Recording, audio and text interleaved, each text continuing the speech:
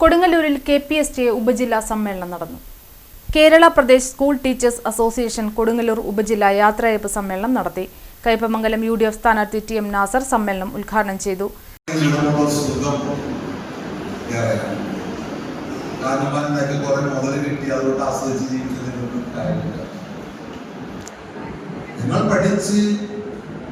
ഒരുപാട് ബുദ്ധിമുട്ടി കഷ്ടപ്പെട്ട് ജോലി കിട്ടി, നിങ്ങൾ അതിന് ബുദ്ധിമുട്ട് മക്കളെ നോക്കും, കുടുംബത്തിലുള്ള കാരണന്മാരെ മറ്റുള്ളവരെ നോക്കുന്നു, പുലർച്ചെ 4 മണിക്ക് എഴുന്നേൽക്കുന്നു, ഭക്ഷണമൊക്കെ തയ്യാറാക്കി നിങ്ങളും റെഡിയായി ഓടി കഴിച്ച് സ്കൂളിലെടുത്ത ബസ്സിൽ കയറിയോ ഒരുപാട് കഷ്ടപ്പെട്ടാണ് നിങ്ങൾ ജീവിക്കുന്നത്. അങ്ങനെ ഒരു ജീവിതത്തിന്റെ മുഖ്യമായ ഘട്ടമായിട്ടാണ് 23 നാളെ മുതൽ എന്ത് ചെയ്യുമെന്നൊരു ചിന്ത അവർക്കുണ്ട്.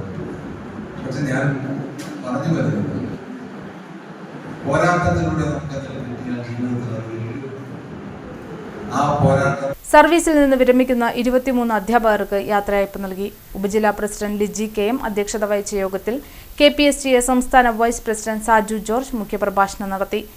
5 മാസ കുടിശ്ശിക വരുന്നത് ഒഴിവായി കുറച്ചുകൂടെ നേരത്തെ കിട്ടാൻ തുടങ്ങി. ചെറിയൊരു വർധനവയില് കോടതി ഇടപെട്ട് വരുത്തേണ്ടി വന്നു എന്നുള്ളതല്ലാതെ കാര്യമുണ്ട്. 2 പേർ അടയ്ക്കുന്നുണ്ടല്ലോ.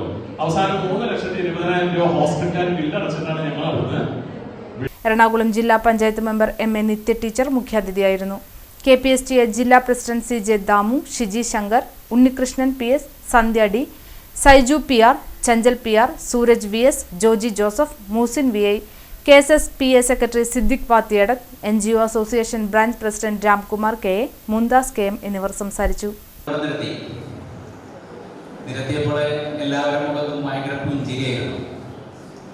കാരണം 10% DA കൂടി സെറ്റ് ചെയ്ത് സ്മാർട്ടിൽ വന്നപ്പോൾ പലരും ഈ ലഡുപൊട്ടി എന്ന് പറഞ്ഞ പോലെ എവിടെയൊക്കെ കയറണം എന്നുള്ള ചിന്ത മനസ്സിൽ ഇങ്ങനെ ഉരുത്തിരിഞ്ഞു.